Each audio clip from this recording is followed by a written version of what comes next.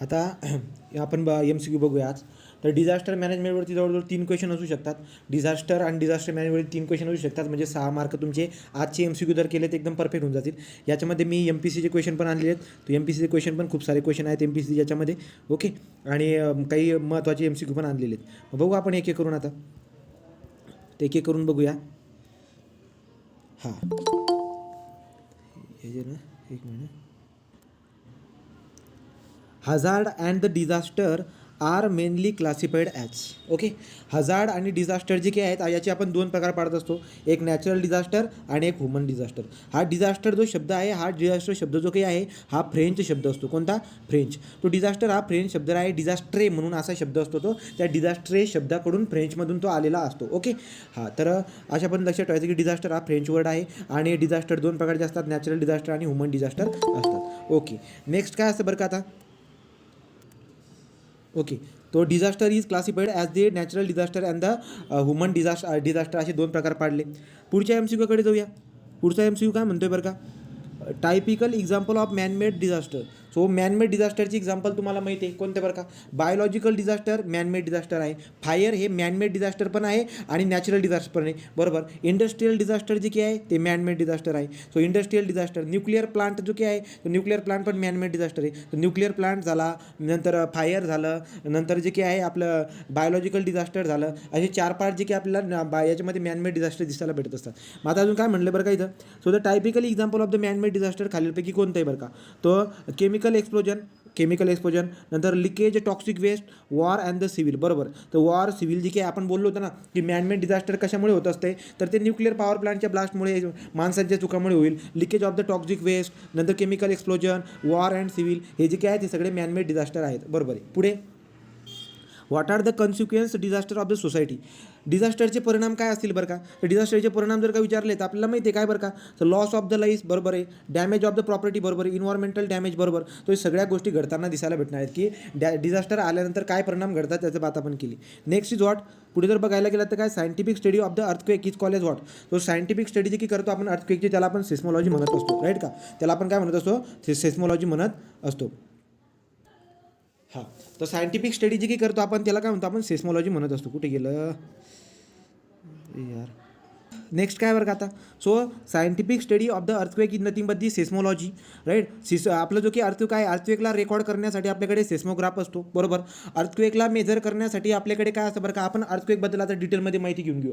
जेवढे क्वेश्चन बनतील ना अर्थक्वेकचे त्याच्याबद्दल आपण डिस्कस करूया. ठीक आहे. तो अर्थक्वेक रेकॉर्ड करण्यासाठी आपल्याकडे सेस्मोग्राफ आहे. त्याचा सायंटिफिक स्टडी जे काय आहे ते ज्याच्यात करतो आपण ते सेस्मॉलॉजी असतं. बरोबर. नंतर जर बघायला गेलात अर्थक्वेकची मॅग्निट्यूड मेजर करण्यासाठी रिश्टरची स्केल असते. अर्थक्वेकची इंटेन्सिटी मेजर करण्यासाठी मॉडिफाईड मर्कॅली इंटेन्सिटी स्केल असते. सो MM स्केल म्हणतो आपण त्याला. मॉडिफाईड मर्कॅली इंटेन्सिटी स्केल असते. रिश्टर स्केल मॅग्निट्यूड मेजर करत असते. इंटेन्सिटी मॉडिफाईड मर्कॅली इंटेन्सिटी स्केल करत असते. मग आपल्याकडे भूकंपाची किती इंटेन्सिटीचे झोन आहेत बरं का. तर भारतामध्ये इंटेन्सिटीचे 4 झोन आहेत. Zone number 2, zone number 3, zone number 4, zone number 4 आणि झोन नंबर 5. राईट. सगळ्यात जो काही डेंजरस झोन जो असतो भूकंपासाठी तो झोन नंबर 5 असतो. आणि भारतामध्ये जर का बघायला गेला तर झोन नंबर 5, तर हा झोन नंबर 5 कुठे असतो बरं का रे. तुम्हाला मी ती आकृती पाठवली होती. झोन नंबर 5 जो की आहे तो अशा पण तुम्हाला दिसायला भेटेल.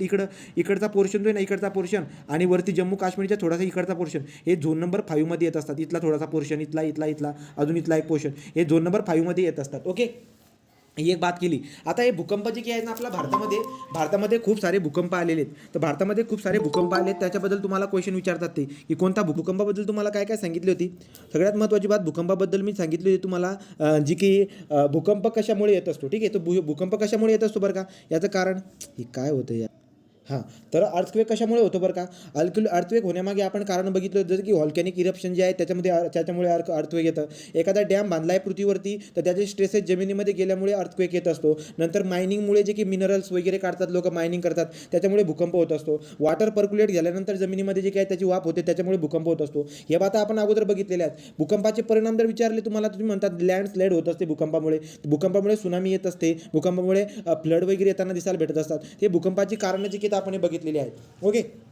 नंतर भूकंपाबद्दल जर स्टोरी बघायला गेला तर तुम्हाला खूप मोठी स्टोरी दिसायला भेटेल. जसं की आपण जे शिकलो आहोत त्याच्याबद्दल डिस्कशन करूया. भूकंपाबद्दल काय बरं का आपण बघितलं आहे की 11 डिसेंबर महाराष्ट्रामध्ये असणारा भूकंप जो की आहे त्याच्याबद्दल आपण डिस्कस केलं होतं. काय बरं का, 11 डिसेंबर हे तर हे जे काही तारखा आहेत ना, खूप पाठ करून घ्या डायरेक्ट. तो आज जर का तुम्ही फोकसने सगळ्या गोष्टी समजून घेतल्या तर तुमचे 6 मार्क फिक्स आहेत. पर्यावरणामधले 6 मार्क. डिझास्टर सगळ्यात इम्पॉर्टंट चॅप्टर आहे. तर 11 डिसेंबर 1967, 11 डिसेंबर 1967 जे की आहेत, तर 11 डिसेंबर 1967ला काय झालं होतं बरं का, भूकंप आला होता. कुठे आला होता भूकंप? कोयनाला आला होता. तर महाराष्ट्रामधील कोयनाचं जे काही ठिकाण आहे त्या ठिकाणी 11 डिसेंबर 1967 रोजी भूकंप आला होता. या भूकंपाचं जर का कोणी मॅग्निट्यूड विचारलं तर मॅग्निट्यूड काय सांगतो आपण, 6.5 रिश्टर स्केलच्या मॅग्निट्यूडचा भूकंप आला होता 11 डिसेंबर 1967 रोजी. कुठे? तर तो आला होता आपल्या कोयनाला, महाराष्ट्रामध्ये. बरोबर. नंतर आपण पुढे गेलो होतो भूकंपाबद्दल डिस्कस करत. 30 सप्टेंबर 1993 एवढे क्वेश्चन विचारले ते या तारखावरती, लक्षात घ्या. सो 30 सप्टेंबर 1993 रोजी काय झालं होतं बरं का, तर लातूर जो काही आपला लातूर याच्यामध्ये जर गेलात तुम्ही तर तुम्हाला काय दिसायला भेटेल का, महाराष्ट्रातील लातूर या ठिकाणी एक आपलं लातूर किल्लारी म्हणून एक ठिकाणी, ठीक आहे. तो लातूरमधलं किल्लारी हे ठिकाण आहे, तुम्हाला माहिती आहे. तो ठीक आहे. तर 30 सप्टेंबर 1993 रोजी 6.2 रिश्टर 6.2 किंवा 6.3 असं असेल ते. तो 6.2 रिश्टर स्केलचा जो की आहे सकाळी 3:56 भूकंप आला होता. आणि या भूकंपामध्ये जवळजवळ 52 गावं जी की आहेत, 52 गावं, तो 52 गावं जी आहेत या भूकंपामुळे जे काही आहे ते इथं नुकसान दिसायला भेटलं होतं. तो किती? 52 गावांचं नुकसान झालेलं आहे. राईट. 12 किलोमीटर एवढ्या खोलीवरती जी जमीन आहे, 12 किलोमीटरच्या खोलीवरती त्याचा होता फोकस. तो फोकस म्हणजे त्या ठिकाणून एनर्जी निघत होती. तर तारीख काय सांगितली मी तुम्हाला सांगितली मी 30 सप्टेंबर 1993, 6.2 रिश्टर स्केल. ओके, पुढे जाऊया. पुढे जर गेला तर पुढचा का होता बरं का आपला, तो पुढचा 26 जानेवारी 2001 ची बात केली. 26 जानेवारी 2001. सांगा बरं का रे, 2001 मध्ये कुठे भूकंप आला होता? 2001 मध्ये कुठे भूकंप आला होता रे? भुज, गुजरात. तो गुजरातमधील भुज जे काही ठिकाण आहे त्या भुजच्या ठिकाणी 2001 26 जानेवारी इकडे लोक प्रजासत्ताक दिन करत होते. 26 जानेवारी 2001ला गुजरातमधला भुजच्या ठिकाणी भूकंप आला होता. मग त्याच्यानंतर तुम्हाला आठवत असेल की आपण काय केलं होतं बरं का, high power committee 1999, high power committee 1999 जी ना डिझास्टर मॅनेजमेंट करण्यासाठी कमिटी होती. हां, हाय पॉवर कमिटी 1999, बरोबर. तर ही कमिटी होती एक. तर ही कमिटी जी की आहे ती कमिटी एवढं खास जे की रिस्पॉन्स देत नव्हती डिझास्टरला. मग त्यानंतर अजून भूकंप आला. तो भूकंप कोणता बरं का, तो 26 जानेवारी 2001चा भुजचा भूकंप आला. त्यानंतर ती कमिटी जी की आहे ती दुसरी कमिटी अजून बांधली गेली, पण ती पण एवढं खास काम करत नव्हती. मग आपण कुठे गेलो, 2004. तर 2004ला जी की आहे 2004ला हे आलं होतं आपला 2004च्या वेळेस जी की आहे सुनामी आली होती. तर हे सुनामीमुळे जी की आहे, सुनामीमुळे मग शेवटी जाऊन दुरुस्त आपल्याला दिसायला भेटलं होतं. 2004ला ती ॲक्ट आला होता. 2004-5ला तो ॲक्ट आला होता. ठीक आहे. मग इथपर्यंत आलो बरं का. तर कुठे आलो मी आता, 26 जानेवारी 2001 भुज गुजरात भूकंप. नंतर पुढे आपण हे बघितलं होतं 26 डिसेंबर 2004. तर 26 डिसेंबर 2004ची बात आपण केलेली आहे. 26 डिसेंबर 2004ला काय झालं होतं बरं का, तर 26 डिसेंबर 2004ला समुद्रामध्ये भूकंप आला. त्या भूकंपामुळे काय होतं, असं सुनामी येत असते, बरोबर. तर 26 डिसेंबर 2004ची तारीख एकदम डोक्यामध्ये करून घ्या. 26 जानेवारी 2001 गुजरात भूकंप, राईट का. नंतर पुढे 26 डिसेंबर 2004ला भूकंप आला होता. कितीचा भूकंप होता? 9.3 रिश्टर स्केलचा. बघा, 9.3 रिश्टर स्केलचा. परफेक्ट उत्तर लक्षात ठेवायचे. तर 9.3 रिश्टर स्केलचा जो की आहे हा भूकंप त्या ठिकाणी आला होता, त्या महासागरामध्ये, हिंदी महासागरामध्ये, राईट का. हा भूकंप आल्यामुळे सुनामी आली होती. आणि या सुनामीचे परिणाम जवळजवळ खूप साऱ्या देशांना, जवळजवळ 11 देशांना जे की 11 देशांना याचा हे झाला होता. त्याच्यामध्ये कोणकोणते देश येतात? इंडोनेशिया येतो, श्रीलंका येतो, इंडिया, थायलँड, नंतर सोमालिया, म्यानमार, मलेशिया, असे जे की आहेत जवळजवळ 11 देशांचा जे की आहे या सुनामीमुळे परिणाम झाला होता. तर ही जी सुनामी आली होती, कधी सुनामी आली होती, तो 26 डिसेंबर 2004. 26 डिसेंबर 2004ला आलेली सुनामी जी की आहे एवढ्या देशामध्ये तिचा परिणाम होत होता. ठीक आहे. आणि सुनामी कशामुळे आली? भूकंपामुळे आली. भूकंप किती स्केलचा होता? 9.3 रिश्टर स्केलचा भूकंप होता. ही बात पण मी तुम्हाला सांगितली. मग त्याच्यानंतर ही सुनामी आल्यानंतर काय झालं, भारत सरकारने हैदराबादच्या अंडर असलेली एक संस्था होती. तो हैदराबादच्या अंडर असलेली संस्थेचं नाव काय सांगितलं तुम्हाला मी, Indian National Centre for Ocean Information. तर Indian National Centre for Ocean Information ही जी काही संस्था होती, हैदराबादची संस्था होती, तर भारत सरकारने हैदराबादच्या संस्थेला सांगितलं की तुम्ही काय करा, तुम्ही ज्या ठिकाणी सुनामीचा परिणाम जास्त झालेला आहे, सुनामीचा परिणाम जास्त करून जो की आहे तामिळनाडू आणि केरळचा पोर्शन होता, तर तामिळ आणि केरळच्या पोर्शनकडे सगळ्यात जास्त प्रॉब्लेम झाला होता. तर हैदराबादच्या अंतर्गत असणारी जी काही संस्था आहे, भारत सरकारने त्या संस्थेला सांगितलं की या ठिकाणी जाऊन काय करा, या ठिकाणी जाऊन म्हणजे सुनामी येण्याच्या अगोदर जे काही आहे अलार्म सिस्टीम वगैरे असतील अशा गोष्टी तुम्ही लोकेट करा. ठीक आहे, ही बात बघितली होती. नंतर अजून काही इम्पॉर्टंट भूकंप घडलेले आहेत, त्याच्यावरती क्वेश्चन आहेत आणि एकदम पक्का तुम्हाला लक्षात ठेवायचं आहे. तर कोणकोणते बरं का, जबलपूरला, भारतातले जबलपूर एक ठिकाण असावं, तर त्या ठिकाणी जबलपूरच्या ठिकाणी आलेला भूकंप आहे, तर त्याच्याबद्दल डिस्कस करू. काय बरं का, काय सांगितले, तर 22 मे 1997 रोजी जबलपूर या ठिकाणी भूकंप आला आहे. तुमच्या नोट्समध्ये लिहून घ्या ही गोष्ट. तो जबलपूरला भूकंप आलेला आहे 22 मे 1997. ओके, तो ज्याचा जन्मतारीख असेल 1997 वगैरे त्याने रिलेट करून टाकायचं की जबलपूरशी काहीतरी संबंध आहे असं काहीतरी. तो जबलपूर 22 मे 1997. नंतर लातूर तर तुम्हाला माहीतच आहे, 30 सप्टेंबर 1993 लातूरचं आपल्याला माहिती आहे. नंतर पुढे उत्तर काशीला पण भूकंप आलेला आहे. तो उत्तर काशीला सगळ्यात मोठा भूकंप आला होता आणि कधी आला होता बरं का उत्तर काशीला भूकंप, तर 20 ऑक्टोबर 1991. जबलपूर 1997, राईट का, जबलपूर 22 मे 1997, लातूर 30 सप्टेंबर 1993, नंतर उत्तर काशी 20 ऑक्टोबर 1991. नंतर बिहारला पण एक आलेला आहे भूकंप. सो बिहार हे का लिहून देतोय तुम्हाला कळेल पुढे जाऊन. ठीक आहे, सो बिहारला भूकंप आला आहे. कधी आला आहे बरं का बिहारला भूकंप, 15 जानेवारी. सो बिहारला आलेला भूकंप 15 जानेवारी 1934. भारतामधला सगळ्यात जो काही भूकंप आलेला आहे, जो नोट करून ठेवलेला आहे आपण, तो बिहारचा आहे 1934. ठीक आहे, सो भारतामधला बिहारचा सगळ्यात जुना भूकंप आपल्याला दिसायला भेटतो 15 जानेवारी 1934. ओके, उत्तर काशीचा किती आहे, 20 ऑक्टोबर 1991. नंतर लातूरचा किती, 30 सप्टेंबर 1993. आणि जबलपूरचा किती, 22 मे 1997. 26 जानेवारी 2001चा भूज झाला. 30 सप्टेंबर 1993चा तुम्हाला सांगितलं मी चालू. 11 डिसेंबर 1967चा काय कोयना ठिकाणा आलेला आहे. ओके, हे वाला. अजून एक ठिकाण आहे चंबोली म्हणून लिहून घ्या, चांबोली. तो चांबोली भूकंप जो काय आहे 29 मार्च 1999. 29 मार्च 1999. ओके, या अशा पद्धतीने दिसायला भेटणार. तर एवढं जे काही चांबोली वगैरे अजून आहे, त्रिपुरा भूकंप वगैरे आहे, तर जेव्हा येईल तेव्हा अजून आपण ते डिस्कस करून घेऊया. तर भूकंपाबद्दल तुम्हाला क्वेश्चन येत असतात, एवढी बात लक्षामध्ये ठेवून घ्यायची. चला मग आता आपण क्वेश्चन सॉल्व्ह करूया पटापट. कुठपर्यंत आलो बरं का, हे झालं. हां, तर what is the name of instrument for measuring the earthquake intensity. आणि अर्थक्वेक इंटेन्सिटी मेजर करण्यासाठी मॉडिफाईड मर्कॅली स्केल असते 0 पासून 1 पासून 12 पर्यंत. तर 1 to 12 पर्यंत जी मॉडिफाईड मर्कॅली इंटेन्सिटी स्केल असते, आणि 1 पासून 10 पर्यंत, ॲक्च्युली 0 पासून 10 पर्यंत जी काही आपली मॅग्निट्यूड स्केल असते. सो मॅग्निट्यूड स्केल कोणती, रिश्टर स्केल असते. ओके, पुढे काय बरं का, the primary result of the earthquake. तर अर्थक्वेकचा प्रायमरी रिझल्ट असणार आहे. आता अर्थक्वेक येतोच किती टाईमसाठी बरं का, तो 1 मिनिटाच्या आत पूर्ण थैमान लावून जाणारा अर्थक्वेक जो काही आहे, त्याचा प्रायमरी रिझल्ट काय दिसायला भेटणार, सगळ्या गोष्टी विषय करून जाईल. तो building and the bridge collapse, बरोबर. तो भूकंप येतात बिल्डिंग वगैरे किंवा ब्रिज वगैरे पडताना दिसायला भेटतील. Rupture of the water and the gas pipeline, change in the course of the river and creation the new Iceland. Okay, so जर का भूकंपामुळे जी काही आहे नदीचा प्रवाह सुद्धा बदलून जातो, त्याच्यामुळे पुरं पण येत असतात. आपण बोललेलं आहे भूकंपाबद्दल. तो हे ॲक्च्युली प्रायमरीज हे आहेत. तो भूकंप आल्यानंतर जे काही तुरंत या सगळ्या गोष्टी घडतात, त्यामुळे आपण याला प्रायमरी रिझल्ट आहेत हे सगळे. All of the above is right. Next is what are the major consequence of the tropical cyclone. आता ट्रॉपिकल सायक्लॉनबद्दल तुम्ही जर बघायला गेलात, तर सायक्लॉनबद्दल आपण काय बघितलं बरं का, आपल्याला माहिती आहे ट्रॉपिकल सायक्लॉनबद्दल काय बघतो, ही पृथ्वी आहे गड्या, हा त्याचा इक्वेटर असतो, राईट का. वरचा जो पार्ट असतो हवाला, तो इकडे हा कॅन्सर असतो, आणि हा काय असतो आपला इकडे हा कॉप्रिक्रॉन असतो. तो कॅन्सर हे इकडचा जे की झोन असतो जवळजवळ 30 डिग्रीपर्यंत, तो 30 डिग्री नॉर्थ आणि इकडे 30 डिग्री साऊथ, हा एवढा पोर्शन याला म्हणतो आपण ट्रॉपिकल रिजन. याला मराठीमध्ये उष्णकटिबंध काहीतरी असं हा शब्द आहे, उष्णकटिबंध म्हणून काहीतरी शब्द असतो. ठीक आहे, तो हा जो काही पोर्शन आहे तिथं काय दिसायला भेटतं बरं का, हा 30 आहे, इकडे 30 आहे. तुम्हाला एक बात सांगितली, इक्वेटरचं 0.5 आणि इकडे 0.5 एवढ्या पोर्शनमध्ये कधीही ट्रॉपिकल सायक्लॉन येत नाही. याचं कारण काय सांगितलं आहे बरं का रे, याचं कारण सांगितलं आहे तो एक फोर्स होता, ते एक फोर्स. आणि दुसरं काय कारण असतं की इक्वेटर जवळ जो की प्रेशर आहे, इक्वेटर जवळ प्रेशर खूप जास्त असतो. मग इक्वेटर जवळ प्रेशर जर का जास्त असेल तर सायक्लॉन तयार होणार नाही. कारण की ट्रॉपिकल सायक्लॉन कसा तयार होत असतो, ट्रॉपिकल सायक्लॉन लो प्रेशरच्या ठिकाणी तयार होत असतो. पण इक्वेटरच्या ठिकाणी प्रेशर काय असतं, हाय असतं, असतं, त्यामुळे ट्रॉपिकल सायक्लॉन 0 डिग्री इक्वेटरला 0 डिग्री असते, 0 डिग्री टू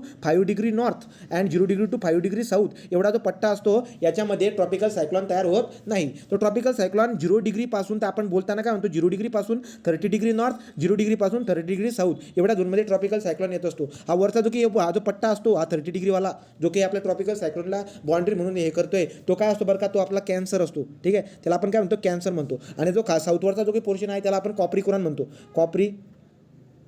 कॉप्रिकॉर्न वगैरे. ठीक आहे, कॉप्रिकॉर्न CORN, तो कॉप्रिकॉर्न वगैरे आपण त्याला म्हणत असतो. अशा पद्धतीने बात तुम्हाला माहिती आहे. ठीक आहे, तर हे सायक्लॉन झाला. सायक्लॉनच्या खाली जर गेला तर थंडरस्टॉर्म वगैरे असतं. ठीक आहे, तो थंडरस्टॉर्म म्हणजे वादळ वगैरे म्हणतो ना, तसलं काही तर ते पण बऱ्याच ठिकाणी आले आपल्या MCQ मध्ये दिसायला भेटतील. तर ठीक आहे, क्वेश्चन काय विचारलाय बरं का, उत्तर देऊ. आणि तर तुम्हाला टायपिकल सायक्लॉनचे हे पण माहिती आहे. हा जो काही आहे ही पृथ्वी, हे इक्वेटर, इकडचा आहे नॉर्थ साऊथर्न पोर्शन, इकडचा साऊथर्न, इकडचा नॉर्थर्न पोर्शन, इथं ट्रॉपिकल सायक्लॉन येत असतो due to the low pressure. तर लो प्रेशरमुळे जे काही आहेत वारे अशा पद्धतीने लो प्रेशरच्या ठिकाणी जमा होत असतात. ओके, आणि नॉर्थर्न याच्यामध्ये काय होत असते, वारे जे काही आहेत ते वारे या डिरेक्शनमध्ये राईटवर्डला घुमत असतात, त्यामुळे जे काही अँटी क्लॉकवाईज सायक्लॉन तयार होत असतो. तर लक्षात घ्या, नॉर्थर्न पोर्शनला अँटी क्लॉकवाईज सायक्लॉन तयार होत असतो आणि साऊथर्नला काय क्लॉकवाईज सायक्लॉन तयार होताना दिसायला भेटत असतो ड्यू टू दी वाट अर्थचा जो काही फोर्स आहे त्याला काहीतरी फोर्सचं नाव आहे ते. ठीक आहे, तर त्या फोर्सच्या नावावरून आपण त्याला लक्षात ठेवलेलं आहे. ओके, पुढे काय बरं क्वेश्चन काय विचारलाय, क्वेश्चन विचारलाय तुम्हाला what are the major consequence of the tropical cyclone. सांगा बरं का रे, ट्रॉपिकल सायक्लॉनमुळे काय काय घडतं बरं का. ट्रॉपिकल सायक्लॉनमुळे तर तुम्हाला स्टॉर्म सर्ज दिसायला भेटेल, हेवी रेन दिसायला भेटत असते, अँड द फिड्स विंड म्हणजे ते वारा खूप जोरजोरात घुमत असतो. राईट का, वारा खूप जोरजोरात घुमत असतो. आपण बघितलं की ट्रॉपिकल सायक्लॉन भारतामध्ये ट्रॉपिकल सायक्लॉनचा जास्त किंवा ट्रॉपिकल सायक्लॉन सगळ्यात जास्त कुठे दिसायला भेटतात रे. ट्रॉपिकल सायक्लॉन खूप जास्त कुठे दिसायला भेटतात भारतामध्ये, ईस्टर्न साईडला, बे ऑफ बंगाल. तो बे ऑफ बंगाल जो की आहे, बे ऑफ बंगालला आपल्याला जास्त करून दिसायला भेटत असतात. ओके, तो एका वर्षामध्ये समथिंग 314 वगैरे आपण असं नंबर पण बघितला होता. आणि बे ऑफ बेंगालला हे जे काही आहेत हे सायक्लोन आपल्याला दिसायला भेटतात. परंतु याच्याबद्दल जर बघायला गेलं तुम्हाला ते टायमिंग पण विचारतात की टायपिकल सायक्लोन बे ऑफ बेंगालला सगळ्यात जास्त कधी दिसायला भेटत असतो, तर ऑक्टोबर टू नोव्हेंबर महिना जो की आहे, नॉर्थ ईस्ट रेनफॉल जेव्हा चालू असतो, north east rainfall October to नोव्हेंबरचा जो पिरियड असतो त्यावेळेस. ठीक आहे, ही बात बघितलेली आहे अगोदर. नंतर पुढे काय बघितलं बरं का आपण, तो ओके इथपर्यंत पुढे जाऊया. द मेजर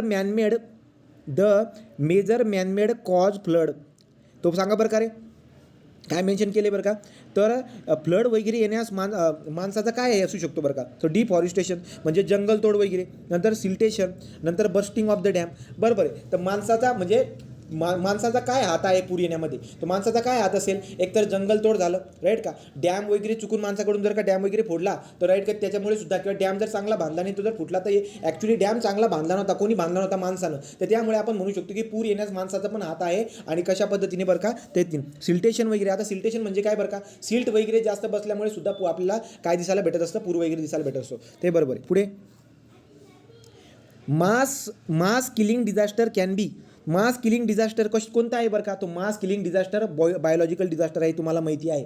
बायोलॉजिकल डिझास्टरमध्ये आपण बघितलं होतं, प्लेगबद्दल आपण माहिती घेतली होती. जो प्लेग नावाचा जो रोग आहे उंदराकडून आलेला, याचा युरोपचा, आशियाचा, तो मधल्या याच्यामध्ये जवळजवळ 14वी सेंचुरी जी काय आहे, 14वी सेंचुरीमध्ये, तर 14वी सेंचुरीमध्ये तुम्हाला दिसायला भेटेल की युरोपचा काही भाग, आशियाचा काही भाग, आफ्रिकाचा काही भाग, बऱ्याचसा भाग जो की ना याच्यामध्ये सगळा चालला गेला होता, प्लेग नावाच्या रोगामध्ये सगळा चालला गेला होता. ओके, सो मास आपल्याला काय मेन्शन केले बरं का, mass killing disease can be referred as biological disaster. Okay, disaster हा कोणता शब्द असतो रे, डिझास्टर हा कोणता शब्द आहे,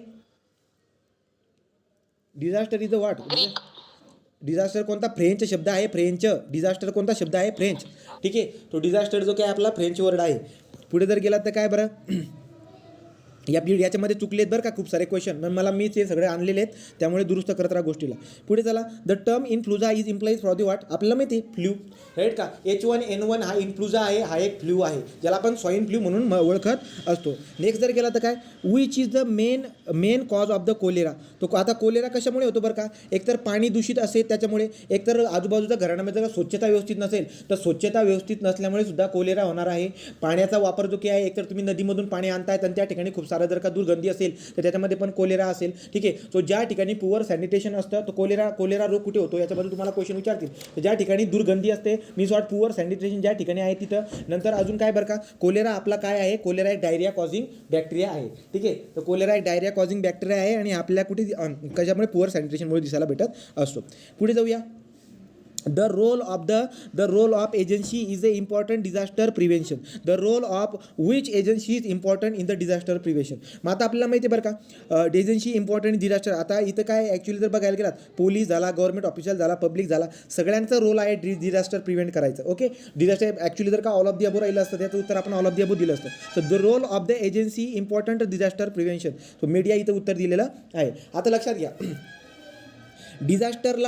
डिझास्टरला मॉनिटर करण्यासाठी आपल्या पृथ्वीच्या अवकाशात केंद्रामध्ये ऑर्बिटमध्ये आपले काय फिरत असतात, सॅटेलाइट फिरत असतात. ठीक आहे. तो सॅटेलाइट फिरत असतात. रिमोट सेन्सिंग सॅटेलाइट जे काही आहेत, रिमोट सेन्सर सॅटेलाइट वगैरे जे काही आहेत, त्या रिमोट सेन्सिंग सॅटेलाइटच्या मदतीने आपण काय करत असतो, रिमोट सेन्सिंग सॅटेलाइटच्या मदतीने आपण आपले डिझास्टर जे काही आहेत त्यांना मॉनिटर करत असतो. तर मग आता तुम्हाला जर का असा प्रश्न विचारला की भारतामध्ये रिमोट सेन्सिंग डिझास्टरला मॉनिटर करण्यासाठी जे रिमोट सेन्सिंग सॅटेलाइट आहेत ते किती आहेत बरं का भारताकडे, तर भारताकडे ते आहेत, खूप जास्त आहेत. खूप जास्त म्हणजे किती, तर भारतामध्ये सगळ्या देशांपेक्षा जास्त आहेत. अमेरिकेपेक्षा पण जास्त आहे, चायनापेक्षा पण जास्त आहे. ठीक आहे. तो याचा पण हा क्वेश्चन जो आहे MPC मध्ये विचारला गेलेला आहे. एकदा क्वेश्चन जसा येईल तसं आपण डिस्कस करू त्याच्यावरती. आणि लक्षात ठेवायचं, इनसॅट जो काही आहे आपला इनसॅट, ठीक आहे, तो इनसॅट जे की आहे, इनसॅट नावाचं जे सॅटेलाइट आहे हे मॉनिटर करायचं काम करत असतंय. ओके. तो इनसॅटबद्दल तुम्हाला येईल ते पुढे. इनसॅटचा वापर आपण करत असतो कशासाठी बरं का, तो इनसॅटचा वापर आपण आपल्या डिझास्टरला मॉनिटर करण्यासाठी आपण इनसॅटचा वापर करत असतो. MCQ त्याच्याबद्दल डिस्कस करूया. पुढे जाऊया. पुढचा पॉईंट काय, what are the important measure to be taken community level disaster preparedness. Okay. तर तुम्हाला काय म्हणलं बरं का, what are the important measure taken community level disaster preparedness. आता काय बरं का, तर तुम्हाला जर का समजा डिझास्टरच्या अगोदर तर तयार राहायचं असेल तर काय बरं का, अवेअरनेस तुम्हाला जास्त करून जागरूकता फैलावी लागेल. Provision early and the time warning. बरोबर. तो आपल्याला काय करावं लागेल बरं का, वॉर्निंगसाठी आपल्याला अलार्म वगैरे सेट करावे लागत असतात. राईट. पुढे जर काय बरं का, land use planning and all of the above. Right. So there four question कसा येतोय त्याच्यानुसार उत्तर व्यवस्थित द्यायचा प्रयत्न करा. नेक्स्ट पुढे जर गेला तर काय, a point on the surface earth vertically above the focus is called as what, epicenter. त्याला आपण काय म्हणत असतो, epicenter म्हणत असतो. which instrument is used to recording the occurrence of earthquake. तो अर्थक्वेकला हे करण्यासाठी, अर्थक्वेकला रेकॉर्ड करण्यासाठी आपल्याला काय असते, सेस्मोग्राफ. तो सेस्मोग्राफ जो काय आहे, अर्थक्वेक रेकॉर्ड करण्यासाठी आपल्याकडे सेस्मोग्राफ असतोय. आणि इंटेन्सिटी बघा इथं काय मेन्शन केले बरं का, आता इथं जर बघायला गेला तर काय म्हणलंय, which instrument is use to recording the occurrence of the earthquake. तो अर्थक्वेकचा आढळ रेकॉर्ड करण्यासाठी आपल्याकडे सेस्मोग्राफ असतो. राईट का. सिस्टमॅटिक अभ्यास जो की करतो तो सेस्मॉलॉजीमध्ये आपण अभ्यास करत असतो. एवढी बात तुम्हाला माहिती. Which area world witness highest seismic earthquake activity in the world. तो जगभरामध्ये सगळ्यात जास्त भूकंप, सगळ्यात व्होल्कॅनो अँड भूकंप सगळ्यात जास्त कुठे होत असतो, तर तुम्हाला रिंग ऑफ फायर सांगितलं तुम्ही. Ring of fire, Pacific belt जो काही होता हवाला, या ठिकाणी व्होल्कॅनो आणि भूकंप आपल्याला सगळ्यात जास्त दिसायला भेटत असतात. जगभरामध्ये जेवढे काही भूकंप होत असतील त्याच्या 80% भूकंप जी काय आहे, अंदाजे 80% भूकंप जी काय आहेत आपले सर्कम पॅसिफिक बेल्टच्या ठिकाणी होत असतात. याच्यावरती पण क्वेश्चन आलेला आहे MPC मध्ये, तर लक्षात घ्यायचं. ठीक आहे. तर काय प्रश्न विचारला आहे, फोकस करा गोष्टींवरती. Which area world witness highest seismic earthquake about 80%, approx 80% earthquake जे काय आहे जगभरामध्ये जेवढे भूकंप होतात त्याच्या 80% भूकंप जे काय आहेत ते आपल्याला सर्कम पॅसिफिक बेल्टच्या ठिकाणी दिसायला भेटत असतात. पुढे, what type of the disaster most prominent in the India. आपल्या भारतामध्ये सगळ्यात जास्त पूर आपल्याला दिसायला भेटत असतो. बरोबर आहे. तर आपल्या भारतामध्ये पूर आपल्याला जास्त दिसायला भेटणार आहे. आता तुम्ही जर बघायला गेलं त्या पूरबद्दल, तर पूरमध्ये जसं की आसामचं उदाहरण असतं. आसाममध्ये जी काय आहे, आसाममध्ये ब्रह्मपुत्रा नदी जी काय आहे, त्या ब्रह्मपुत्रा नदीची एक उपनदी आय थिंक असते, त्याचं नाव जे काय आहे ते काहीतरी बराक म्हणून नाव आहे. त्या बराक नावाला जी की ना पूर येत असतात सतत, जे की आपल्या आसामची जी की नदी आहे एक बराक म्हणून त्या ठिकाणी दिसायला भेटत असते. आता मागे आपल्या कोल्हापूरमध्ये आलेले पुरं आहेत, जे रिसेंटली घटना घडलेल्या आहेत त्याच्यावरती क्वेश्चन तयार होत असतो. तर रिसेंटली ज्या घटना घडलेल्या त्या शोधायच्या आणि नोट्समध्ये लिहून घ्यायच्या.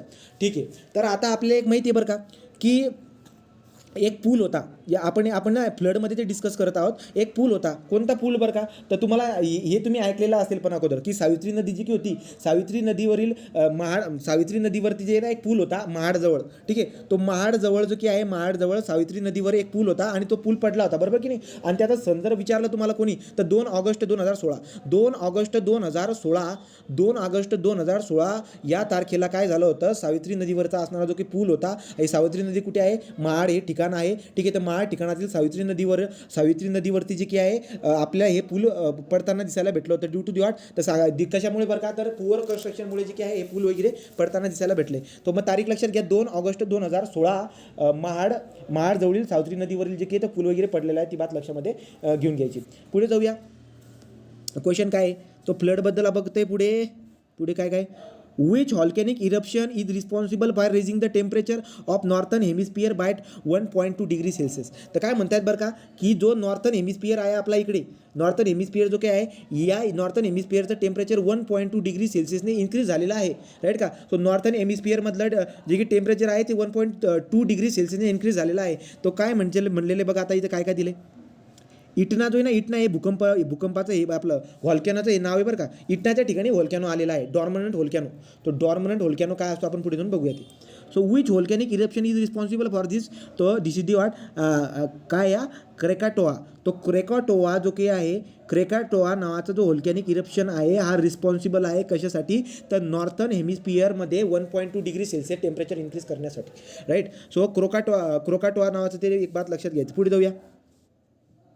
Which are the major controlling system for the reduction of volcanic disaster. एक नाही, 2 नाही, 3 नाही, 100दा सांगतो. जेवढे पुस्तक तुम्ही यूज करत असणार MCQचे, MCQ बघितल्यानंतर त्याला 100दा चेक करत जा की ते MCQ बरोबर आहे का, राईट. तो MCQ बरोबर आहे, कारण की तेच MCQ सरळ जर का परीक्षेत पडले तर चान्सेस पण असतात चुकायचे. त्यामुळे अभ्यास करत असणार असं हे करत राहायचं की यार बरोबर आहे का, हे बरोबर आहे का, डाऊट घेत राहायचा तिथं, त्या ठिकाणी डाऊट घ्यायचा. ठीक, तो बघा बरं आता. which are the major controlling the system for reduction of the volcanic disaster. तो व्होल्कॅनिक डिझास्टर कंट्रोल करण्यासाठी major controlling system, prediction of the early warning eruption and timely evolution and relief work. So both A आणि B दिलेले. आता काय mention केले बरं का, which are the major controlling system for the reduction of the volcanic disaster. तो volcanic डिझास्टरला कमी करण्यासाठी काय आपल्याला हे करावं लागेल बरं का, तर व्होल्कॅनो येण्याच्या अगोदर, इरप्शन होण्याच्या अगोदर जी काय अलार्म वगैरे सेट केलं असेल तर तो प्रॉब्लेम दूर होऊ शकतो. Timely evolution and relief work. तो टाइमली इव्हॉल्युशन आता लक्षात घ्या, डॉर्मनंट व्होल्कॅनो म्हणून एक हे असतं, डॉर्मनंट व्होल्कॅनो म्हणून जे की ना व्होल्कॅनोचा प्रकार आहे. डॉर्मनंट व्होल्कॅनो काय असतो बरं का, की तो जो आहे ना तो भविष्यामध्ये कधी बी होऊन जाईल, माहीत नाही, त्याच्याबद्दल आपल्याला माहीत नसतं. आज या ठिकाणी ज्वालामुखी आलेली आहे, भविष्यामध्ये कधीही येऊ शकते त्याच ठिकाणी. तर अशा प्रकारचा जो व्होल्कॅनो असतो ना त्याला डॉर्मनंट व्होल्कॅनो असतो. आणि डॉर्मनंट व्होल्कॅनोचं उदाहरण जे आहे ना, इटना म्हणून एक ठिकाण आहे, त्या ठिकाणी जे ना कधी पण असा ज्वालामुखी येत असतो. ठीक आहे, आता हा पॉईंट काय म्हणलो आता ते लक्षामध्ये घेऊन घ्या तुम्ही. ओके, पुढे जाऊ. तर which technique are use to prediction early warning eruption. Early warning इरप्शनसाठी कोणकोणत्या टेक्निक आहेत बरं का आपल्याकडे. इलेक्ट्रॉनिक डिस्टन्स मीटर पण आहे. आता जमिनीमध्ये जे की आहे ज्वालामुखी येत आहे किंवा नाही ते चेक करण्यासाठी इलेक्ट्रॉनिक डिस्टन्स मीटर आहे. नंतर टिल्ट मीटर आहे. तुम्हाला आठवत असेल आपण बोललो होतो की भूकंप वगैरे जर का झालात ना तर साहित्य असायला पाहिजे. कोणकोणते साहित्य असायला पाहिजे त्याच्याबद्दल तुम्हाला आठवत असेल. गेगर काउंटर बघितलं होतं आपण, गेगर काउंटर वगैरे. नंतर टिल्ट मीटर लागतो, EDM लागतो, बरोबर का. ते अर्ली लक्षात घ्यायचं की अर्ली वॉर्निंग इरप्शन म्हणून कोणकोणते, तर इलेक्ट्रॉनिक डिस्टन्स मीटर लागणार, टिल्ट मीटर लागणार, GPS आणि सॅटेलाईट असणार, रिमोट सेन्सिंग सॅटेलाईटर असतात. याच्यामध्ये इनसॅटचं एक्झाम्पल आपण घेतलं होतं, राईट का. So GPS, tilt meter, electronic distance meter या सगळ्यांचा वापर आपल्याला अर्ली वॉर्निंग ऑफ इरप्शनसाठी लागत असतात. पुढे shallow earthquake less than 20 kilometre deep are associated with. तुम्हाला आठवत असेल की जो काही आपल्या याच्यामध्ये लातूरच्या ठिकाणी किल्लारी म्हणून जे भूकंप आला होता, तो किल्लारी म्हणून जो भूकंप आला होता 6.2 और 6.3 याचा कशाचा रेस्टर स्केलचा. तर त्या ठिकाणी आपण काय बघितलं होतं बरं का, त्याचा जो की फोकस होता 12 किलोमीटर खाली होता. आता प्रश्न काय विचारलेला बरं का, आता तर 20 किलोमीटर खाली बघू तो कुठे. So shallow earthquake less than 12 kilometre deep are associated with the what. Okay, तो तुम्हाला आता बघा वेगवेगळ्या प्रकारचे आपल्याला भूकंपाचे प्रकार सांगितले होते. काय बरं का, ज्या प्लेट असतात, प्लेटच्या मुवमेंटमुळे भूकंप होत असतो, बरोबर आहे. तर प्लेटची एक ते हे प्लेट, दोघं प्लेट एकमेकांच्या जवळ येतील, एकमेकांच्या दूर जातील, राईट का, एकमेकांवर घासले जातील, किंवा हा खाली होऊन जाईल आणि त्याच्यावरती हा येऊन जाईल. अशा पद्धतीमुळे जे काही आहेत आपल्याला अर्थक्वेक जनरेट होताना दिसायला भेटत असतो. तो शालो अर्थक्वेक 20 किलोमीटरपेक्षा कमी याच्यामुळे काय दिसायला भेटते बरं का, तो कशामुळे येईल बरं का, ते convergent plate boundary, divergent plate boundary, transform plate boundary, all of the above म्हणतात. काय बरं का तुम्हाला, शालो अर्थक्वेक कोणाला म्हणतोय आपण, की 20 किलोमीटरपेक्षा कमी एवढ्या अंतरामध्ये जर का भूकंपाच्या लहरी जर का उठत असतील, तर ॲक्च्युली लक्षात घ्या, त्या भूकंपाच्या लहरी कशामुळे उठतील, त्या कन्व्हर्जन प्लेट बाउंड्रीमुळे. म्हणजे काय बरं का, बाउंड्री एकमेकांच्या जवळ आल्यामुळे, बाउंड्री एकमेकांच्या दूर गेल्यामुळे, एकमेकांवरती घासल्या गेल्यामुळे जे काही आहे 20 किलोमीटरच्या आतमध्ये एवढ्या रेंजमध्ये तुम्हाला वेव्ह जनरेट होताना दिसायला भेटतील. ओके, ऑल ऑफ द अबो जे काही आहे त्याला जास्त लोड लावायची गरज नाही, त्याच्यावरून तुम्ही व्यवस्थित नोट्समध्ये फक्त व्यवस्थित लिहा. पुढे, which of the following disaster can be triggered by the earthquake. तो अर्थक्वेकमुळे कोणकोणते डिझास्टर होतात बरं का रे, तुम्हाला माहिती आहे. अर्थक्वेकमुळे कोणकोणते, सुनामी होतं, बरोबर आहे. इंटेन्स ग्राउंड शेकिंग, बरोबर आहे. लँडस्लाईड होत असते, आपले फ्लड येतात, राईट की नाही. सो आपल्याला चांगल्या पद्धतीने माहिती आहे, सुनामी येते हे माहीत होतं, लँडस्लाईड होते माहीत होतं, इंटेन्स ग्राउंड शेकिंग जे काही एवढ्या गोष्टी आपल्याला दिसायला भेटत असतात. नेक्स्ट इज व्हॉट, पुढे आहे, which of the following statement is the false. खालीलपैकी कोणतं विधान चुकीचं, फॉल्स चुकीचं आहे म्हणे. चला बघा बरं का काय म्हणतायत. Earthquake occur in the plate boundary, बरोबर. तो प्लेट बाउंड्री एकतर कॉन्व्हर्ज होईल, डायव्हर्ज होईल, राईट का, एकमेकांच्या खाली चालली जाईल म्हणजे ट्रान्सफर होईल, किंवा एकमेकांवरची काय होईल, स्लाईड होईल. तो earthquake occur in the plate boundary एकदम बरोबर आहे, प्लेट बाउंड्रीच्या ठिकाणी. पुढे, time and the location of most major earthquake can be predicted several day in advance. बरोबर आहे का विधान, सांगा बरं का. भूकंपाच्या अगोदर आपण 2-3, राईट की नाही, भूकंप एका मिनिटाच्या आत येऊन जाईल आपल्याला ते कळत नाही. होलक्यानं वगैरेची बात ठीक आहे, होलक्यानं वगैरे त्याच्या अगोदर आपण अंदाज लावू शकतो, परंतु या ठिकाणी अंदाज लावता येत नाही. म्हणजे विधान चुकलेलं आहे, पण तरी बरोबर बाकीची विधानं आपण वाचून बघूया. अर्थक्वेक कॅन बी नॉर्मल, नंतर reverse or the strike slip faulting. तुम्हाला ते मी इमेज टाकले होते, स्लिप फॉल्टिंगचे टाकले होते, राईट का, ते वाले. हे बरोबर आहे, अर्थक्वेकचे जे काही आहेत यांच्यामुळे अर्थक्वेक येत असतो. P wave travel faster than the S wave, बरोबर आहे. आपल्याला माहिती आहे बॉडी वेव्ह कोणते असतात बरं का, पी वेव्ह असतो, एस वेव्ह असतो. तो P wave, S wave are the body wave. P wave सगळ्यात फास्ट असते आणि कंप्रेशन रेअर फॅक्शन करत जात असते. ही सॉलिड आणि लिक्विड दोघांमधून पास होत असते. एस वेव्ह जी काय आहे ती सापासारखी अशा पद्धतीने जात असते आणि एस वेव्ह फक्त सॉलिडमधून पास होते, लिक्विडमधून पास होत नाही. एस वेव्हचा वापर करून आपण काय केलेलं आहे बरं का, कोअरच्या आउटर एजमध्ये मोल्टेन स्टेटमध्ये असतो. कोअरचा जो आउटर पोर्शन आहे तो मोल्टेनमध्ये असतो, ते आपण फाइंड आउट केलेलं आहे. तो P wave travel faster than the S wave and the surface wave, एकदम बरोबर आहे. ठीक आहे, तो याचं उत्तर आपण आपल्याला कन्फर्म झालं. नेक्स्ट पुढचं बघायला काय, volcanic eruption are closely associated with. तो volcanic eruption are closely associated with the what. तो व्हॉल्कॅनिक इरप्शनमुळे काय होईल बरं का, volcanic eruption are closely associated with the mountain building fracture, deforestation, heat budget, landslide. Volcanic इरप्शनमुळे आपल्याला माहिती आहे की व्हॉल्कॅनिक इरप्शनमुळे भूकंप येतो, एवढी बात आपल्याला माहिती आहे. व्हॉल्कॅनिक इरप्शनमुळे भूकंप येतो, भूकंपामुळे लँडस्लाईड होते. तर मी रिलेट करताना असे रिलेट करू शकतो. त्याचा volcanic eruption are closely associated with the landslide, हे उत्तर बरोबर असणार आहे. हे उत्तर बरोबर असणार आहे. Mountain building fracture, deforestation, landslide उत्तर याचं एकदम परफेक्ट राहणार आहे.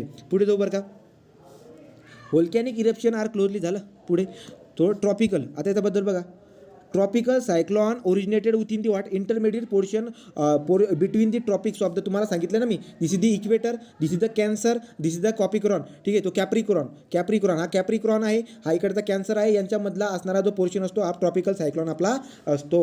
ओके, तर मला सांगा ट्रॉपिकल सायक्लॉनमध्ये सगळ्यात जास्त प्रेशर कुठे असतं रे, ट्रॉपिकल सायक्लॉनमध्ये सगळ्यात जास्त प्रेशर कुठे असतं, आउटर साईडला. म्हणजे ट्रॉपिकल रिजनमध्ये सगळ्यात जास्त जे की हे आहे प्रेशर तो कुठे असतो, इक्वेटरला इथं असंच असते. इक्वेटरच्या 0.5 म्हणजे 0 to 5 डिग्री एवढ्या पोर्शनमध्ये प्रेशर हाय असतो. हे सांगितलं तुम्हाला अगोदर मी, बरोबर. प्रेशर हाय असल्या कारणाने काय होत असते, त्याच्यामध्ये कोणत्याही प्रकारचा टायपिक आपलं हा सायक्लॉन, ट्रॉपिकल सायक्लॉन बनत नाही. ठीक आहे, नंतर पुढे काय आहे, the centre of the cyclone is characteristic by low pressure. So low pressure असते, ही बात आपल्याला चांगल्या पद्धतीने माहिती आहे. पुढे चला, warning about the cyclonic disaster is a convey through. तो वॉर्निंग कशा पद्धतीने देता येईल बरं का, सायक्लॉन वगैरे. आता माहिती आहे, आता आपण महाराष्ट्रामध्ये बसलेलो आहोत, तिकडून कोणत्या तरी वायू नावाचा सायक्लॉन येतो आहे सगळ्या जगभरामध्ये बातम्यांवरती. तो न्यूजपेपरमध्ये, रेडिओवर, टेलिव्हिजन या सगळ्या थ्रू आपण सायक्लॉनची माहिती हे करू शकतो. पुढे काय, the major effect of the flood are. Physical damage, loss of the biocity, scarcity of the water supply. आता तुम्ही बघा बरं का, तुम्ही इथं जर बघायला गेला फिजिकल डॅमेज तर होणार आहे, पुरांमुळे फिजिकल डॅमेज होतं, बायोडायव्हर्सिटी पण होणार, स्कॅरेसिटी ऑफ वॉटर सप्लाय कसं बरं का, तुम्हाला पाण्याची जे की आहे, आता पाणी तर ते आलेलं आहे, पण जे पाणी सगळं पाणी प्रदूषित पाणी आहे, सगळं पाणी प्रदूषित काय बरं का, कारण की त्या पाण्यामध्ये किती सारी जीवितहानी झालेली आहे, त्यामुळे ते पाणी एकदम खराब राहणार आहे, तर पाणीसुद्धा आपल्याला व्यवस्थित प्यायला भेटत नाही. तर त्यामुळे आपण काय म्हणत असतो की किट असायला पाहिजे आपल्याकडे, इमर्जन्सी किट. त्या इमर्जन्सी किटमध्ये आपण काय बरं का, इमर्जन्सी किट म्हणजे काय, जेव्हा आपण धावपळ करत आहे घराच्या बाहेर, त्या इमर्जन्सी किटमध्ये सगळ्या गोष्टी असायला पाहिजे, जसं की काय बरं का, आपल्या घराचे डॉक्युमेंट असतील, नंतर काय पैसा तोटा जेवढं काही असतील सगळ्या गोष्टी आपण ॲड करत असतो. ते किटचा जो प्रश्न येईल तेव्हा आपण डिस्कस करू त्याच्याबद्दल. ठीक आहे, पुढचं काय बरं काय, which of the following agency are the national disaster risk reduction stakeholder. तो आपण बघितलेच बरं का, आता काय 2004चे आपण काल आपण डिस्कस केले चांगल्या पद्धतीने की 2004ची जी काही सुनामी आली होती, त्याच्यानंतर काय झालं, NDMA जी काही ती ऑथॉरिटी उभारण्यात आली, त्या ऑथॉरिटीच्या अंतर्गत जे काही आहे, त्या ऑथॉरिटीच्या अंतर्गत स्टेट लेवलला सुद्धा ऑथॉरिटी उभारण्यात येत असतात, आणि स्टेट लेवलला असणाऱ्यांचा मेन कोण असतो हे पण तुम्हाला मी चांगल्या पद्धतीने सांगितलेलं आहे. आता काय म्हणलं बरं का, which of the following agency are the national disaster risk reduction stakeholder. Government central government आहे, नंतर नॅशनल डिझास्टर ऑफिस आहे, प्रायव्हेट सेक्टरसुद्धा आहेत, हे सगळे जे काही आहेत कशासाठी काम करत असतात बरं का, तो नॅशनल डिझास्टर रिस्क रिडक्शनसाठी हे सगळे जे काही आहेत काम करत असतात. NGO वगैरे पण काम करत असते याच्याबद्दल. पुढे, the step need to taken for the risk natural manmade disaster.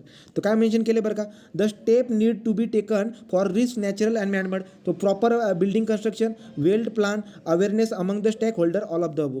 तो काय मेन्शन केले बरं का तुम्हाला, step need to be taken for any risk natural or the manmade डिझास्टरसाठी कोणते हे करायला पाहिजे, स्टेप हे करायला पाहिजे. प्रॉपर बिल्डिंग कन्स्ट्रक्शन, बरोबर, IS कोडनुसार बिल्डिंगला बांधूया, मिटिगेशन करूया.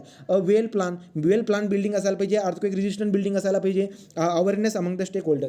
आणि जे काही आहे जे काही आपले आपण काय करायला पाहिजे, ज्या ठिकाणी व्हल्नरेबल रिजन असतील त्या ठिकाणी आपण अवेअरनेस फैलावला पाहिजे, अलार्म वगैरे अगोदर लावून ठेवायला पाहिजे. ठीक आहे, ती बात केली. पुढे, disaster management is a aim. So disaster management is aimed at, काय मेन्शन केलं, disaster management is aimed at restoring the community service facility resident to predisaster. आपण PPR लक्षात ठेवले ना, PPR, राईट का. सो PPR म्हणजे काय, पहिले जागरूकता फैलवून द्यायची, राईट, की पहिली जागृती फरवून द्यायची. नंतर पुढे काय होता बरं का आपला प्रिव्हेन्शन. सो प्रिव्हेन्शन करा, पहिले जागरूकता हे करून टाका. आर म्हणजे आरला आपण काय म्हणतो, रिस्पॉन्स म्हणा, किंवा त्याला आपण दुसरा एक शब्द दिला होता, तो असे काही शब्द आपण घेतलेले, तो लक्षात घ्यायचा. डिझास्टर मॅनेजमेंट करणं म्हणजे काय, या 3 गोष्टी करणं हे सगळ्यात इम्पॉर्टंट असतं. तो disaster management is a aim. Disaster management करणं म्हणजे नेमकं काय बरं का, तो बघून घ्या. Resettling people in the closest unaffected urban area, collection of vulnerable data for future management objective. नंतर strengthening the sewage drinking water treatment facility to reduce the impact of the future disaster. Restoring community service facility residence to pre disaster level. बरोबर आहे. तर हे जे काही आहे हे आपलं उत्तर बरोबर असणार आहे. जर डिझास्टर मॅनेजमेंटचे जे काही आहे ऑब्जेक्टिव्ह तुम्हाला विचारतील, ते ऑब्जेक्टिव्ह पण लक्षात ठेवायचे. हे जे काही PDF आहे या PDF जर काही MCQ तुमच्या डोक्यामध्ये परफेक्ट असतील ना, तुम्हाला आउट ऑफ मार्क पडतील याच्यावर, या चॅप्टरमधून. पुढे जाऊया, तुम्हाला अंदाज येईल ना पुढे जाऊन. मी प्रश्न जे काही आणलेत ना MPC मधले, तुम्हाला अंदाज येईल पुढे जाऊन. बघा पुढे काय, the major risk associated with the overcrowding. मी अगोदरच बोललो, ओव्हर क्राउडिंगमुळे आणि पुअर सॅनिटेशनमुळे जे काही आहे, ओव्हर क्राउडिंगमुळे आणि पुअर सॅनिटेशनमुळे रोग पसरतात, राईट का. तो रोग पसरतात. कोणते रोग बरं का, कोलेरा सारखे रोग. कोलेरा सारखा रोग म्हणजे कोणता, diarrhoea causing. Which of the following are diarrhoea causing disease, cholera disease कशामुळे होत असतो, पुअर सॅनिटेशनमुळे आणि ओव्हर क्राउडिंगमुळे होत असतो. ओके, चला झालं मग आता. So major risk associated with the overcrowding, increase in the diarrhoea disease. Next is what, पुढे जाऊया.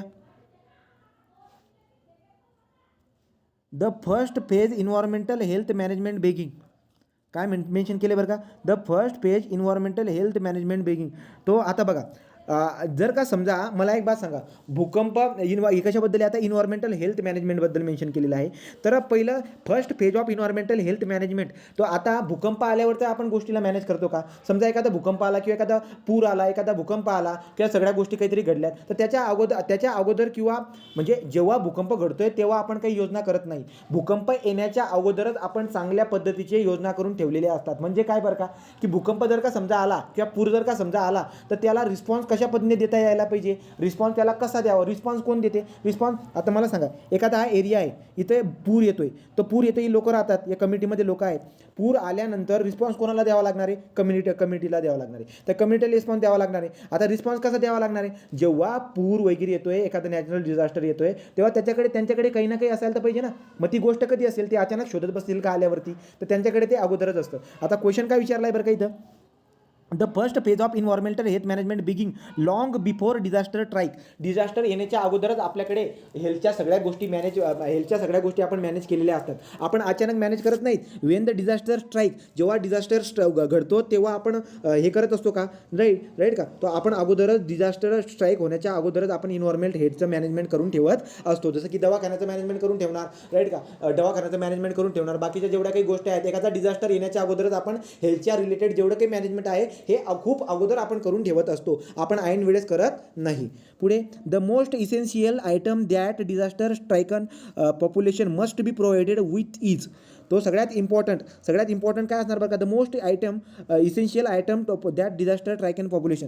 तर जे लोक डिझास्टरला तोंड देत आहेत त्यांना सगळ्यात महत्त्वाची गोष्ट काय भेटायला पाहिजे बरं का, तो shelter material, drinking water, fuel, all of the above. Actual जर बघायला गेलात तर आता सगळ्यात महत्त्वाचं, जेव्हा त्या गोष्टीला ते फेस करत आहेत तेव्हा त्यांना जे काही आहे शुद्ध पाणी पुरवण्याची जरूरत आहे. जसं की काय बरं का, ज्या ठिकाणी पूर येत आहे त्या ठिकाणी जर तुम्ही ऑब्झर्व केलं, सगळ्यात दूषित पाण्याची व्यवस्था दिसायला भेटत असते, बरोबर का. तो आता या ठिकाणी उत्तर आपल्याला दिलं आहे ड्रिंकिंग वॉटर म्हणून. क्वेश्चन व्यवस्थित वाचायला पाहिजे. The most essential item that disaster stricken population must be provided with the what, तो ड्रिंकिंग वॉटर इथं उत्तर दिलं आहे. आता शेल्ट मटेरियल आहे, फ्यूल वगैरे, हे आपण काही वेळेनुसार त्यांना प्रोव्हाइड करू शकतो, पण सध्यासाठी जेव्हा डिझास्टर घडते त्यांना महत्त्वाचा अन्न आणि पाण्याची सोय करून देणं जरुरी आहे.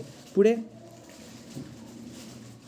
The essential to sanitary maintenance latrine. तो सॅनिटरी मेंटेनन्स लॅट्रिनसाठी आता काय बरं का, मला एक सांगा, sufficient supply of the water. दुसरं काय, आता मला सांगा, लोकांकडे पाण्याची सगळ्यात जास्त व्यवस्थित सप्लाय आहे, तो पाणी सगळ्यात भरभरून पाणी आहे, परंतु लोकांना जर का समजा स्वच्छता कशी करावी हेच जर का माहीत नसेल तर तो एक प्रॉब्लेम आपल्याला दिसायला भेटत असतो. आता काय म्हणले बरं का, जा जल्दी बाहेर जा बंद कर. तर मग आता an essential to the sanitary maintenance latrines is what, तो सॅनिटरीला मेंटेनन्स करण्यासाठी पाणी sufficient supply of the water. नंतर पुढे काय मेन्शन केले, supply latrines construction material, supply of the latrines construction material, health education programme in latrines uses and the upkeep, all of the above. Actually याचं उत्तर all of the अबो असू शकतं. आता यांनी डार्कन केलं आहे कोणाला, इथं काय कोणाला, health education programme in the latrines. तो आता सॅनिटरी मेंटेनन्स की रेग्युलरली बेसवरती सॅनिटरी मीन्स वॉट, स्वच्छताबद्दल, जसं की आजूबाजूच्या घरदाराला स्वच्छता ठेवा, राईट की नाही. सो रोगराई वगैरे पसरण्यासाठी त्यासाठी काय करायचं, स्वच्छता वगैरे पुरवायचं. तर यासाठी वॉटर सप्लाय असणं जरुरी तर आहेच, परंतु त्यासोबत जे काही लोकांना नॉलेज पण असायला पाहिजे. पाणी भरभरून आहे पण लोकांना स्वच्छता कशी करावी हे जर का, प्रत्येक वेळेस पाण्याची जरूरत असते का स्वच्छता करण्यासाठी, असं बी काही नाही आहे. त्यामुळे याचं जे काही आहे हेल्थ एज्युकेशन प्रोग्राम, हे एकदम परफेक्ट उत्तर असू शकते याचं, की हेल्थ एज्युकेशन प्रोग्राम जेवढे काही असतील, आरोग्याच्या रिलेटेड जेवढे काही प्रोग्राम असतील की जे स्वच्छताबद्दल सांगतील, स्वच्छता केल्यानंतर काय कसं तुम्हाला म्हणजे स्वच्छता जर केली नाही तर त्याचे परिणाम काय होतील, राईट की नाही. तो हेल्थ एज्युकेशन प्रोग्राम आपण हे करायला पाहिजे, जेणेकरून लॅट्रिन्स, आता इथे लॅट्रेन्स शब्द यूज केलेला आहे ॲक्च्युली. सो मेंटेनन्स लॅट्रेन्स वगैरे यूज केलेला आहे. डार्कन जे काय आहे ते शब्दाला केलेलं आहे, एकदा तुम्ही वाटलं तर चेक करून बघा. मला ऑल ऑफ दी अबो तरी वाटत होतं, ते बघू पुढे. तो beside the testing the quality of the food itself, inspection should be made to determine the cleanliness. तर काय म्हणजे बरं का, beside testing of the quality of the food itself, inspection should be made to determine the cleaning of premises where the food is handle and prepare, washing facility, food storage facility. So तुम्हाला काय म्हटलेलं बरं का, आता inspection should be made to determine the cleanliness. तो स्वच्छताबद्दल जर बघायला गेला तर स्वच्छताबद्दल काय आहे बरं का, स्वच्छता कशाबद्दल असणार आहे, washing facility, food storage facility आहे, premises where the food handle and the prepare. स्वच्छता कोणकोणत्या ठिकाणी असायला पाहिजे, या ठिकाणी स्वच्छता असायला पाहिजे. ऑल ऑफ दी अबोमध्ये जेवढे काही ऑल ऑफ दी अबो असणार आहे. आणि तुम्हाला सांगतो, मी क्वेश्चन खूप सारे बघितले MPSCमध्ये पण, मॅक्झिमम ऑल ऑफ दी अबो उत्तर आहेत, मॅक्झिमम ऑल ऑफ दी अबो. जसं की MC होते, MSQ बनवून देतात अ व ब व क, तर त्या ठिकाणी वरील सर्वे जास्त करून वरील सर्वेसुद्धा ऑप्शन आपल्याला दिसायला भेटतो. हे मी तुम्हाला शेवटच्या 5 दिवसामध्ये अभ्यास करायला सांगितलेलं आहे, की शेवटच्या 5 दिवसामध्ये याचा अभ्यास करायचा, MSQला कसं सॉल्व करायचं ते, ठीक आहे. आता हायवेबद्दल मेन्शन केलं आहे, NH44 जो की आहे, NH44 प्रेझेंटली 8 इज NH44 जो काय आता सध्या त्याला NH8 म्हणून नाव दिलेलं आहे, right. Is affected which hazard. तो NH44 जो काय आहे सध्या त्याला NH8 आपण म्हणत असतो. तर आता रस्ता जर काय आहे तो लँडस्लाईडलाच अफेक्ट करणार आहे ना, म्हणजे लँडस्लाईडमुळे तो की आपल्याला परिणाम दिसायला भेटणार त्या रस्त्यावरती. लँडस्लाईडचं उत्तर एकदम बरोबर असणार आहे. पुढचं काय बरं का, Kalbaisakhi is the kind of the thunderstorm witness in the state of. तो कालबाई सखी नावाचं जो काय आहे एक वादळ होतं. कालबाई सखी नावाचं वादळ आहे, राईट. ते वादळ कुठे आलेले म्हणतायत, ते कोणत्या राज्यामधून ते वादळ घेतो. Kalbaisakhi is the kind of the thunderstorm witness in the state of the Assam, Tripura, West Bengal. Assam, Tripura, West बंगालमध्ये कालबाई सखी नावाचं जो की थंडरस्टॉर्म आहे, वादळ जे की आहे ते वादळ गेलेलं आहे. तो त्या ठिकाणी आसाम, त्रिपुरा आणि वेस्ट बंगाल तुम्ही लक्षामध्ये ठेवा. आसाम, त्रिपुरा ज्याने भारताचा अभ्यास केला असेल त्याला आसाम, त्रिपुरा, वेस्ट बंगाल जे तिकडचा तो एरिया लक्षामध्ये राहील. ठीक आहे. पुढे, which body is the state of the Tripura can declare emergency in case of the state of the right का. सो एखाद्या आपत्तीला इमर्जन्सी घोषित करायचं, राईट का, आणीबाणी घोषित करायचं काम कोणावरती असणार आहे. एखादी आपत्ती जी आहे ना ती इमर्जन्सी म्हणून घोषित करून देतात, राईट की नाही. ते कोण करतं, ते स्टेट लेवलला असणारे करतील. जसं की महाराष्ट्राचं जे की आहे महाराष्ट्र डिझास्टर मॅनेजमेंट ऑथॉरिटी हे करून देणार. त्रिपुराचं काय असणार, त्रिपुराची डिझास्टर मॅनेजमेंट ऑथॉरिटी. तो स्टेट लेवलला असणारी जी मॅनेजमेंट ऑथॉरिटी आहे ती एखाद्या स्टेटमध्ये घडणारी जी की डिझास्टर आहे ती घोषित करून देत असते. तो सांगायचं तात्पर्य काय, आता व्यवस्थित लक्ष द्या बघा. So which body in the state of the Tripura can declare the emergency in the state level of the disaster. तर लक्षात घ्यायचं, तर त्रिपुरामध्ये होणारा जो काही डिझास्टर आहे ते एक जे काय आहे ते आणीबाणी म्हणून घोषित करण्याचं काम कोण करणार आहे, Tripura disaster management authority, TDMA. तुम्हाला लॉंग फॉर्म विचारते, लक्षात घ्या. सगळ्यात अगोदर NDMA, नंतर पुढे 2 नंबर काय असतो बरं का, NDMA कोण असतो याचा PM, नंतर आपला असतं SDMA. तो SDMAचा मेन कोण असतो आपला, SDMAचा मेन असतो आपला CM. नंतर असतो आपला DDMA district disaster management authority, याचा असतो आपला DM. ठीक आहे, डिस्ट्रिक्ट कलेक्टर वगैरे. तर अशा पद्धतीची बात लक्षामध्ये ठेवायची. पुढे जाऊया. What are the major hazard and the disaster management related activity, right. So आता आपल्याला माहिती आहे ना, PR actually preparedness, response, recovery, अजून असले शब्द आपण यूज केलेले आहेत त्याच्या अगोदर. तो disaster management related to activity in the what purpose objective काय म्हणू शकतात तुम्ही. Next is what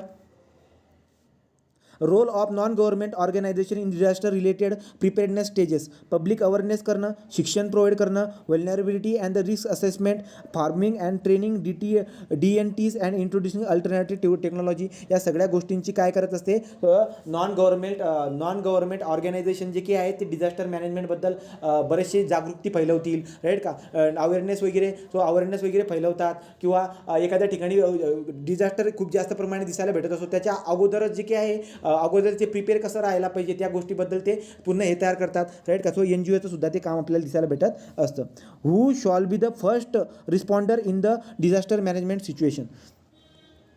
so who shall be the first responder in the disaster management, तो who shall be the first responder in the disaster management situation इथं community उत्तर दिलेलं आहे. म्हणजे काय बरं का, तो आता ज्या वेळेस पण आता सगळ्यात महत्त्वाची बात आहे, एखादा डिझास्टर येत आहे, तो डिझास्टर येण्याच्या अगोदर जी काही आहे वरच्या ज्या संस्था आहेत त्या संस्था तर अगोदर सगळ्या गोष्टी आपल्याला सांगून देतात, असं करा तुम्ही, पण त्याला फेस करण्याचं काम कोण करतं, कम्युनिटी करत असते. आता प्रश्न काय विचारला आहे, हू शॉल बी फर्स्ट रिस्पॉन्डर, पहिला रिस्पॉन्डर कोण आहे डिझास्टर मॅनेजमेंट सिच्युएशनमध्ये, तर तो कम्युनिटी आहे. कम्युनिटी नंतर जी काय आहे ती स्टेट लेवलला, मग नंतर आपण नॅशनल लेवलला अशा पद्धतीने आपण जाऊ शकणार. ठीक आहे, तो याचं उत्तर एकदम परफेक्ट असणार आहे, कम्युनिटी. पुढे जाऊ बरं.